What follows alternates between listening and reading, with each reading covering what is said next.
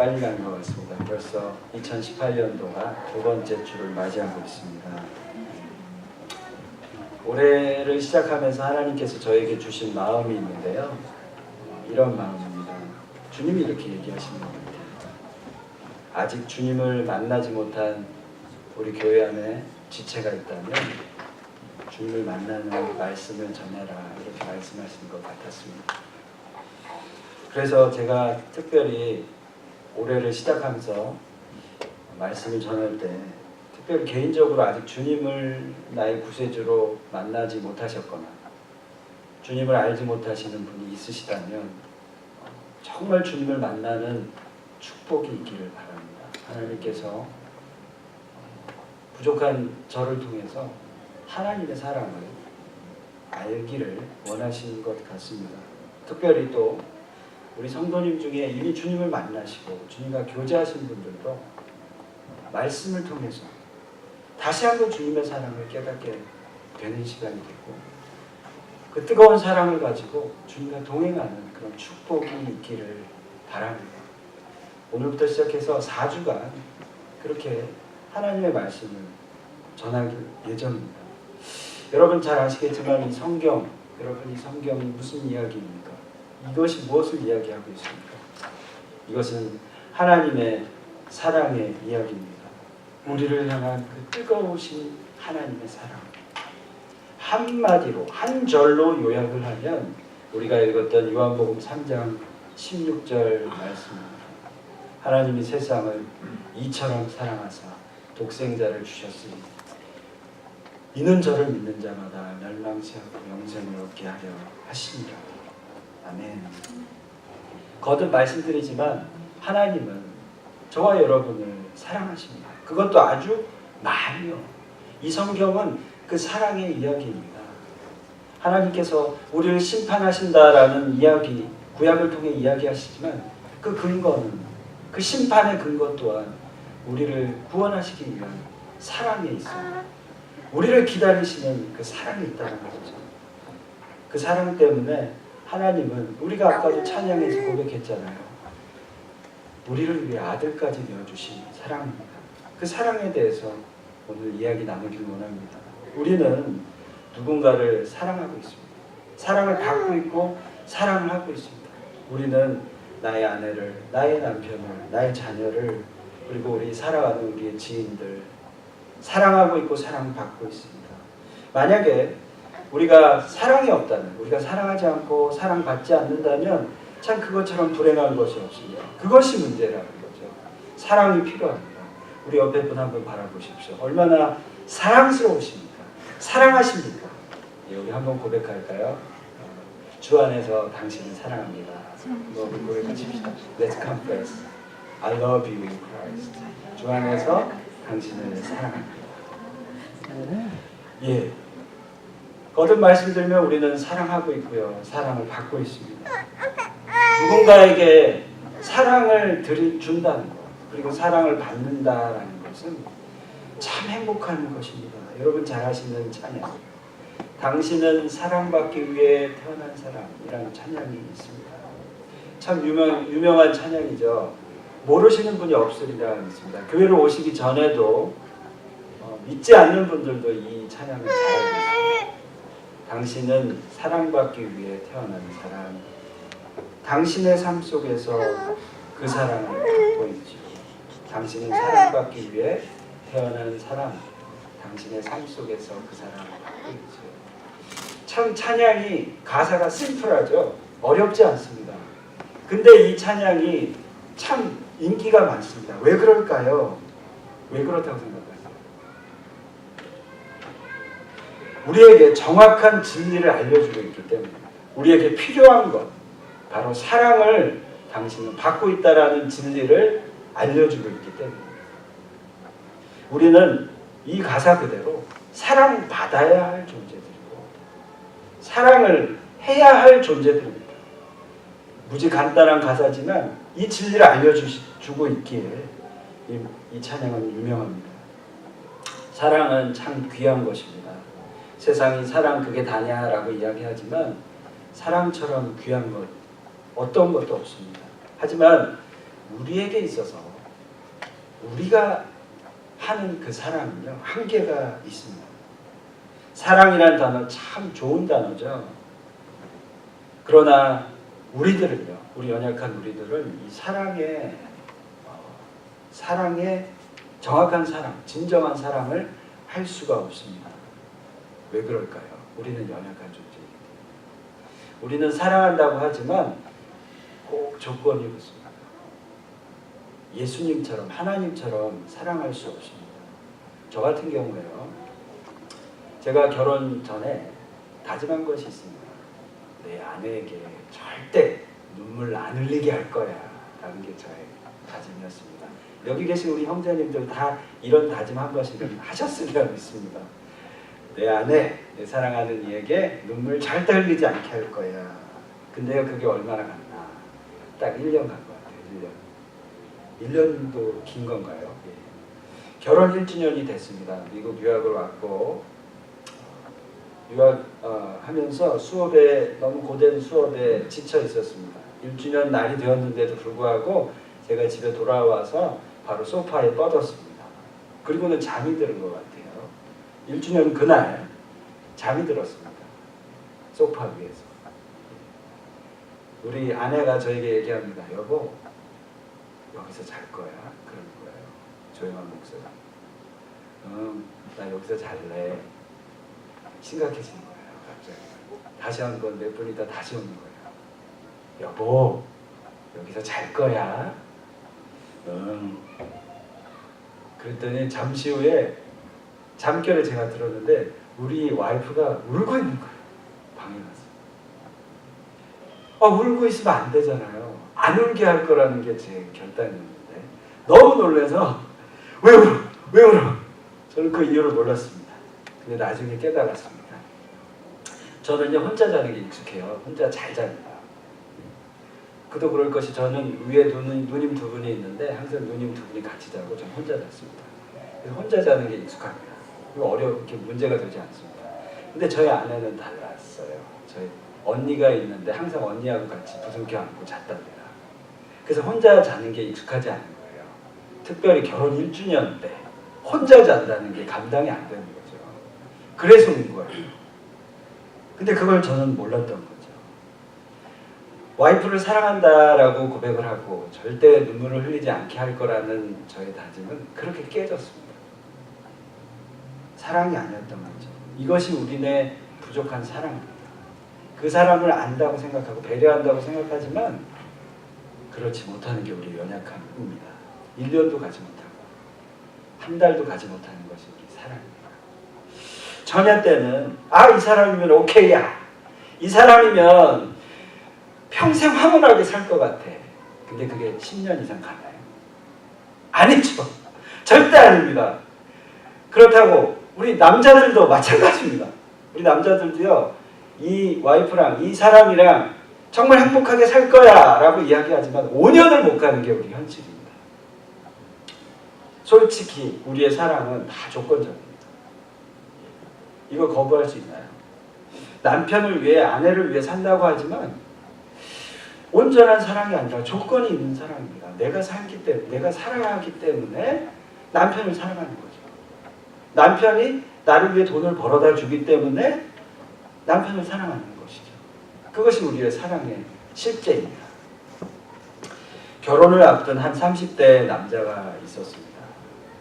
이제 결혼을 앞두고 행복한 시간을 보냈는데 갑자기 청천벽력 같은 소식, 암 선고를 받게 됩니다.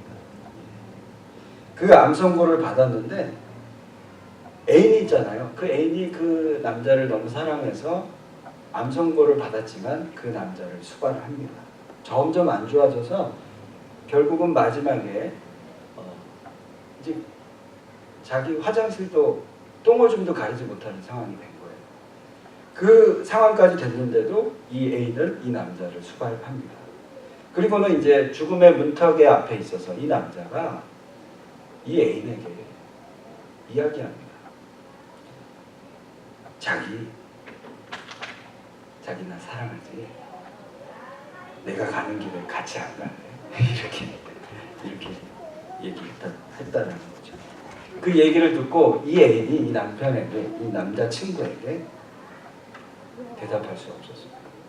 그리고는 그 남편은 그 남자친구를 떠나고 결국 장례식장에 나타나지 않았다고 합니다. 아무리 사랑을 해도 죽음까지 같이 따라갈 수는 없는 것이죠. 그것이 우리의 사랑의 한계라는 것이죠. 그렇다면 여러분, 우리에게 필요한 것은 진정한 사랑입니다. 진정한 사랑. 조건적인 사랑 말고 진정한 사랑. 진정한 사랑을 말씀드리자면 이렇습니다. 진정한 사랑은요, 가장 중요한 것을 위하여 가장 소중한 것을 주는 것입니다. 다시요. 진정한 사랑은 가장 중요한 것을 위하여 내가 가지고 있는 가장 소중한 것을 주는 것이 진정한 사랑입니다. 우리가 이 사랑을 알아야 하고요. 하나님이 이렇게 우리를 사랑하시는데요. 먼저 우리가 어떤 존재인지를 우리가 알아야 합니다. 우리는 육신을 가지고 있죠. 이 세상의 원리대로 살아가고 있습니다. 세상에 자연의 법칙이 있습니다. 자연의 법칙 때문에 우리는 자연의 법칙으로 지배를 받습니다. 요새 날씨가 많이 추워져서 동북부 있죠. 동북부는 지금 너무 추워가지고 사람들이 눈 폭설 때문에 어려움을 겪고 있고 죽어가고 있습니다. 우리나라도 마찬가지입니다. 너무 춥습니다. 이렇게 자연의 법칙에 따라 우리는 지배를 받고 컨트롤을 받습니다. 뿐만 아니라 우리는 이 법칙에 따라 밥을 먹고 숨을 쉬고 회사에 다니고 학교를 다니고 또 물건을 소유합니다. 모든 것이 우리에게 필요합니다. 그러나 이 자연의 법칙은 무한하지 않습니다. 영원하지 않습니다. 이것이 우리에게 다가 아니라는 것이죠. 이것 가지고는 우리가 이 법칙대로만 살아간다면 행복해야 하는데 이것 가지고 우리는 행복할 수 없습니다. 이것은 우리에게 한계가 있습니다. 우리에게 필요한 어떤 것이 있습니다. 자연의 법칙 말고 그것이 바로 영적인 법칙입니다. 영적인 원리가 우리에게 필요한데요. 우리가 열심히 이 세상에서 이 법칙에 따라 열심히 살지만 우리에게 채워지지 않은 그런 갈급함이 있다는 거죠. 우리에게 정말로 필요한 그 영적인 법칙이 필요한데 그것은 우리에게 하나님과 교제하는, 하나님과 대화하는, 그래서 영원한 생명을 얻게 되는 영생을 얻는 법칙입니다.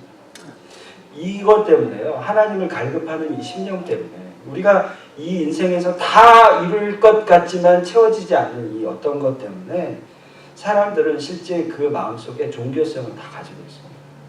신을 찾고 있습니다. 지금도 믿지 않지만 종교를 갖는 이유가 그래서 그렇습니다. 무신론자도 뭔가를 찾고 있습니다. 신을 찾고 있습니다. 자기 자신을 찾고 있고 자기 자신이 신이 돼서 살아가는 것이 무신론자입니다. 하나님은요, 우리를 진정으로 사랑하시기에 우리를 창조하셨죠. 말씀에 따라. 그리고 이 영원의 법칙처럼 영원히 우리와 저와 여러분과 교제하기 위해서 우리를 만드시고 보내셨습니다. 근데 가장 중요한 것, 하나님께서는 이 교제가 끊긴 것을 아시고 이것을 회복하기 위해서 하나님께서는 이 영원한 목마름을 채워주기 위해서 그분의 가장 소중한 것을 포기하시고 우리에게 주셨다는 것이죠. 이게 바로 하나님의 사랑이고 이 땅에 오신 그 희생의 증거가 바로 예수님이라는 것이죠. 다시 한번 말씀드립니다. 진정한 사랑은요, 유한한 것이 아니라 가장 중요한 것을 위하여 가장 소중한 것을 주는 것이 진정한 사랑입니다. 이 사랑을 경험하시는 저와 여러분이 되었으면 좋겠습니다. 아까 제가 소개해드렸던 당신은 사랑받기 위해 태어난 사람, 이 찬양을 작곡하신 분 이민섭 목사님이신데요. 제가 이분의 간증을 들은 적이 있습니다. 이 곡이 태어난 배경을 들으면 되게 은혜롭습니다. 1997년도에 이 곡이 탄생했는데 이분이 YM 예수전도단이라는 곳에 대학부 모임에 참석을 하였습니다. 그때 그 대학부 모임에 말씀을 전해주시러 오신 목사님이 계셨는데 일본인 목사님이셨습니다. 근데 이분이요 대뜸 설교하시는데 사죄를 하시는 거예요. 그것도 한국말로 이야기하시는 거예요. 형제님, 자매님, 우리 일본을 용서해 주세요. 이러는 거예요. 그렇게 이야기하는 이유는요. 그렇게 어설픈 한국말로 그렇게 간절히 고백하는 이유는요. 일본이 복음화율이 1%도 되지 않거든요. 근데 그 이유가 한국이 일본을 용서하지 못했기 때문에 아니 일본 사람들이 한국에게 정식으로 진정으로 용서를 구하지 않았기 때문이라는 거죠. 그러면서 계속 이렇게 말씀을 전해 가셨는데 그 일본에 자살하려고 하는 한 자매가 있었답니다. 근데 이 자매가 한 찬양을 듣습니다. 그 찬양을 듣고요. 아 이제 나 자살하면 안 되겠다. 다시 살아야겠다라고 마음을 먹습니다. 그리고 그 일본 목사님이 그 찬양을 불러주었다. 그 찬양의 가사의 내용이 바로 이 당신은 사랑받기 위해 태어난 사람. 이 가사의 내용이었다. 이 찬양의 후렴의 가사 내용을 보시면 이렇습니다. 태초부터 시작된 하나님의 사랑은 우리의 만남을 통해 열매를 맺고 당신이 이 세상에 존재함으로 인해 우리에게 얼마나 큰 기쁨을 되는지. 태초부터 시작된 우리를 살리시기 위한 영원한 생명을 주시기 위한 그래서 기꺼이 자기의 소중한 것을 포기하실 수 있는 그분의 사랑. 그것이 진정한 하나님의 사랑입니다. 그 사랑으로 하나님은 저와 여러분 사랑하십니다. 한 부인이 있었습니다. 이 부인은 추운 겨울에 남편을 병으로 먼저 보내야 했습니다. 이 부인에게 남은 자녀, 2자녀가 있었는데 2 아들, 5살, 3살 아들이 있었습니다. 이제 이 아이들을 키우기 위해서 이 부인은 철길가에 있는 신발 공장에 취직을 하게 됩니다. 매일 아침마다 출근을 하는데 이 아이들을 케어해야 하는데 맡길 것도 없고 일하면서 이 아이들을 안고 업고 먹이고 그러다가 공장의 한 구석에 작은 방을 발견하게 돼서 2 아들을 이 작은 방에 놀게 하였습니다. 추운 겨울이 지나고 따뜻한 봄날이 되었는데 이 아들 둘이 방 안이 답답하다고 날씨가 따뜻하니까 엄마 놀래 밖으로 나간 거예요. 철길가로 나간 거죠. 철길에서 조약돌도 치기도 하고 가위바위보 놀이도 하고 그렇게 놀고 있는데 저 멀리서 기차가 달려오고 있었습니다. 공장에서 한 사람이 소리칩니다. 애들이 없어졌어요. 그 이야기를 듣고 엄마가 너무 놀라서 밖을 쳐다보니 아이들이 철길에 놀고 있는 거예요. 근데 저 멀리서 기차가 오고 있는 거죠. 손살같이 달려가서 이 아들들을 구해야 하는데 기차는 달려오고 종국엔 아들들을 밀어붙이고 밀어내고 이 엄마는 기차에 치고 맙니다.